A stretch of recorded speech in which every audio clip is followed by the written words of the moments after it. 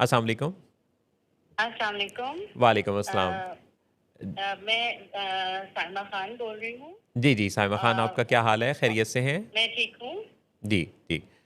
तो आप शो और पर शामिल हो रही हैं। आप फ़रमाइए कि आप हमारी नशरियात देखती हैं, विलिंग वेज़ को देखती हैं? जी, जी, मैं विलिंग वेज को देखती हूँ। हुँ, हुँ।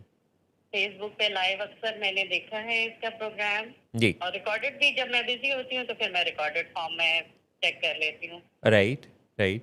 तो मैं पहले तो ये जानना चाहूँगा कि आप विलिंग वेज़ के शोज़ देखती हैं। तो आपका इसका मतलब है कुछ सीखने का, पढ़ने का रुझान ज़रूर होगा। जी, बिल्कुल ऐसा ही है। ठीक। और आप यानी मैंने देखा है कि जो लोग विलिंग वेज की नशरियात बाकायदगी से देखते हैं, इनमें से अक्सर वो लोग होते हैं जो या तो किसी मसले के हल की तलाश में सरगर्दा होते हैं या वो कोई नज़रियाती लोग होते हैं। जैसे मुझे 2-4 दिन पहले एक काफ़ी सीनियर एक डॉक्टर साहब मिले और वो मुझे कहने लगे कि लोग हर शाम जब अपना कोई टीवी ऑन कर लेते हैं ड्रामा देखने के लिए या कोई और कॉमेडी शो देखने के लिए, मैं विलिंग वेज ऑन कर लेता हूँ और यू आज सर की तारीफ़ कर रहे थे। तो जी, जी, जी। आप भी हमारे साथ चूँकि शामिल हुई और आपने जैसे मुझे ऑफ़र भी बताया कि आप काफ़ी बाकायदगी से देखती हैं। अच्छा ये जी, जी। फ़रमाइएगा कि आप आई हैं तो आप नाज़रीन के लिए क्या ख़्याल लेकर आई हैं? मैंने क्यों जैसे कि मैं बता चुकी हूँ कि मैंने देखा है आपका प्रोग्राम। मैं जब नहीं देख पाती तो मैं उसे रिकॉर्ड फॉर्म में देख लेती हूँ, ज़्यादातर फ़ेसबुक पर। तो मैं ये कहना चाह रही थी कि मैं आजकल ना बहुत एक कॉमन प्रॉब्लम हम सबके साथ जो है वो देखने में आ रही है हुँ, हुँ। और वो ये है कि जब हम कहीं किसी वर्क प्लेस पर, कहीं पर भी, किसी भी इदारे में कहीं पर भी होते हैं ना, तो जो हमारे इर्द-गिर्द काम करने वाले लोग होते हैं, जी। तो उनके साथ हमारी एक अटैचमेंट हो जाती है। हुँ।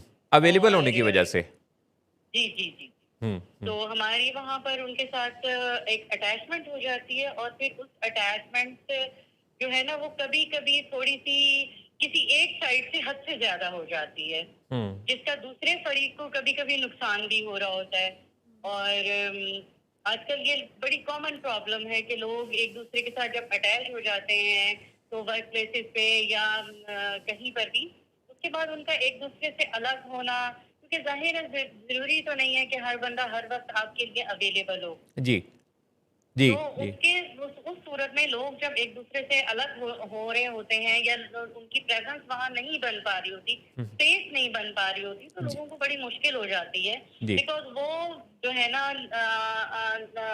अनजाने में जी। एक-दूसरे से काफ़ी हद तक अटैच हो जाते हैं। हमें हमें एक-दूसरे का बात करने का स्टाइल अच्छा लगता है, केयर करने का स्टाइल अच्छा लगता है हुँ, हुँ, या कुछ भी इसी तरह से, तो वो फिर हमारे लिए एक मुश्किल एक सिनेरियो आ जाता है कि हुँ। हम एक-दूसरे से अलग कैसे हों? बहुत तो ही ये बड़ा एक बहुत अहम बात आपने कही। तो अगर आप इजाज़त दें तो आपकी कॉल के बाद फिर हम इस पर कुछ बात करते हैं क्योंकि ये जो जिस मसले की आपने निशानदेही की है, ये बहुत ज़्यादा वाक़ई देखने में आता है। बहुत कॉमन है। बहुत कॉमन है कि कोई किसी से जल्दी से अटैच हो जाता है और अटैचमेंट जी, की कोई वजह होती है, कोई कोई माहौल में उनका एक-दूसरे से वर्किंग रिलेशनशिप या जी, कोई जी। और वजह और फिर उसके बाद वो उनके ऊपर डिपेंड करने लगते हैं। तो बिल्कुल। हम साइमा इस बारे में बात करते हैं। बहुत शुक्रिया आपके इनपुट और इतने अहम मौज़ू की तरफ तवज्जो दिलाने के लिए। जी, बहुत शुक्रिया। थैंक अस्सलाम वालेकुम। Thank you so much. वालेकुम सलाम।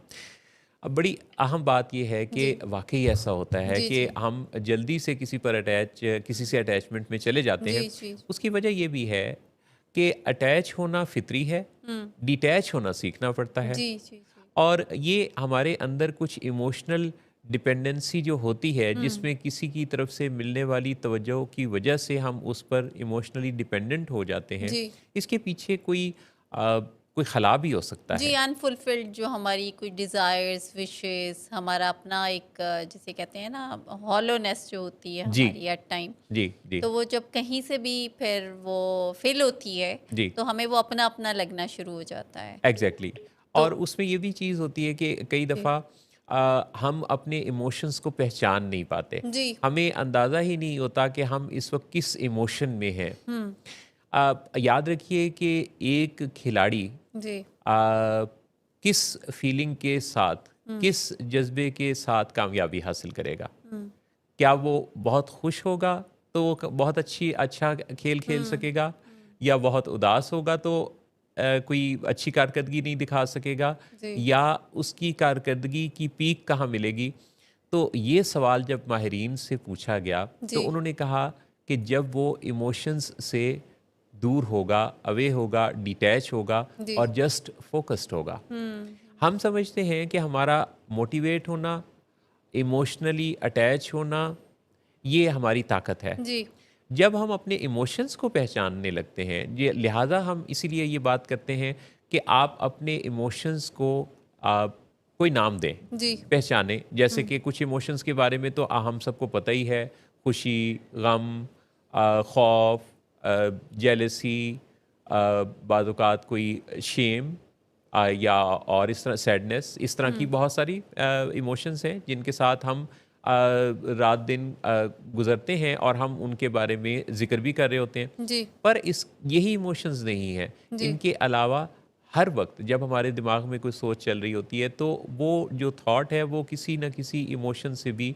अटैच होती है, हमारे पास किसी एक्सपीरियंस से अटैच होती है, जी हमारे बिलीफ सिस्टम से वो अटैच्ड होती है। जी चुनाचे अपने थॉट्स और अपने मूड्स को, अपनी फीलिंग्स को पहचानना बाय नेम, जी ये पहला कदम है। जी जब आप बिल्कुल ये पहचान लेंगे तो फिर आपको अंदाज़ा होगा कि एक्चुअली आप बाज़-औक़ात अंदर के किसी मामले की वजह से किसी दूसरे पर डिपेंड कर रहे होते जी हैं। जी जी बिल्कुल दूसरी बात ये है कि आप अचानक किसी के डिपेंडेंस से निकल नहीं सकते। जी जी ये काम आहिस्ता आहिस्ता होगा। ये बिल्कुल ऐसे ही है जैसे physical pain Aahista Aahista heal होती है, इमोशनल पेन भी किसी के अवे हो जाने से, जी अनअवेलेबल हो जाने जी से आहिस्ता आहिस्ता ही हील होगी। बिल्कुल तीसरी बात ये है कि हम जिसे परफेक्ट समझे थे हम्म वो परफेक्ट था नहीं।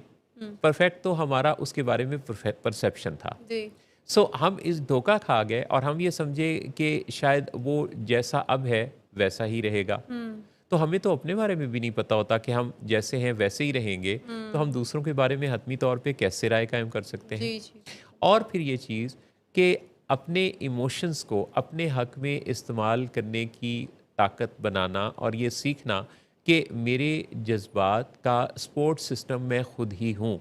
जी क्योंकि जब आप इसकी फुलफिलमेंट के लिए, जैसे जहारा ने बड़ी खूबसूरत बात कही, जब बाहर से आप इसके लिए मदद चाहेंगे, सपोर्ट सिस्टम चाहेंगे, तो ये आपके साथ शायद ज़्यादा अरसा ना रहे जी और आपको तकलीफ़ पहुँचे। अपने आप को तकलीफ़ से बचाने के लिए अपना सपोर्ट सिस्टम खुद बन जाना इस मसले में आपको बहुत अच्छी मदद देगा। अच्छा मोहसिन साहब, मैं इसमें आपने इतनी खूबसूरती से इसको एक्सप्लेन किया, मैं थोड़ा सा ऐड करना जी, चाहूँगी जी। बस जी, इसी जी। में कि जैसे अभी साइमा साहिबा ने क्वेश्चन किया ना कि वर्क प्लेस पे भी एट टाइम हम कुछ लोगों के बड़े करीब हो जाते हैं जी, और उसके बाद ऑब्वियसली तो किसी दूसरी तरफ से ज़्यादा आपको फीलिंग ऑफ क्लोजनेस का इजहार मिलता है बार बार से, जिससे आप थोड़ा डिसकम्फर्ट होते हैं। जी, अच्छा, ऐसी सिचुएशन में तो ये है कि देखिए, अब ये स्पेसिफिकली अगर मैं वर्क प्लेस की बात करूं, यानी अटैचमेंट तो डिफरेंट टाइप की भी हो जाती है ना, पेरेंट्स के साथ बच्चों की, या किसी टीचर के साथ, या दोस्तों के साथ। अब ये स्पेसिफिकली अगर हम वर्क प्लेस पे करें तो जो साइकोलॉजी ऑफ डिटैचमेंट है ना, जी, उसके अंदर उन्होंने वर्क प्लेस एथिक्स की भी बात की हुई है, जी, ठीक। जी, और उन जो वर्क प्लेस एथिक्स हैं तो बेसिकली वो तो है ही ये कि आपकी जो बाउंड्रीज़ हैं अगर वो फुली इस्टेब्लिश्ड नहीं हैं तो फिर तो आपकी जो ग्रोथ है वो नामुमकिन है वहाँ पे। कितनी अहम बात है। जी, तो अब जो आप वर्क प्लेस पे अगर आपको लग रहा है कि you are attached with someone, somebody is attached with you, तो इसका मतलब ये है कि अब आपकी जो ग्रोथ है ना वो एट रिस्क है। हुँ, और इसके अंदर फिर ऑब्वियसली अगर आप, you have to just establish the healthy boundaries. जी, आपको रीसेट करना होगा अपना, वहाँ पे जो आपकी पर्सनैलिटी जो आप ऑलरेडी आप एक सेट कर चुकी हुई थी उसको दोबारा से आप रीसेट करें। जी, आप, you have to be kind to yourself first. जी, यानी इसके अंदर जो सबसे ज़्यादा सफरिंग है ना मोहसिन साहब, जी, वो बंदा खुद कर रहा होता है जिससे कोई अटैच होता है या वो किसी से अटैच होता जी, है। जी, और बहुत ही हार्श हो जाता है वो शख्स जब वो डिटैच होता है या कोई उससे डिटैच हो रहा होता है। हुँ, तो you have to be kind yourself, पहली चीज़ पे ये होना चाहिए। दूसरी बात, अपनी बाउंड्रीज इस्टेब्लिश करें। तीसरा, रीस्टार्ट करें अपना वहाँ पे कि ये चीज़ें हैं, यहाँ पे मैं इस तरह इन बातों को वैल्यू करूँगी। जो चीज़ें आपको लगता है कि वो आपकी बाउंड्री को ब्रीच करती हैं तो उन पे कन्फ्रंट करें और कन्फ्रंटेशन सीखें। अच्छा, ये होता उस जगह पे है या वहाँ पे जहाँ पे मोहसिन साहब इफ़ेक्टिव कम्युनिकेशन नहीं होती है, जी, जी, जहाँ पे आप इफ़ेक्टिवली कम्युनिकेट नहीं कर पाते, या आप बहुत पैसिव होते हैं या फिर एग्रेसिव हो जाते हैं या आप मैनिपुलेट हो जाते हैं, असर्शन नहीं आती आपको।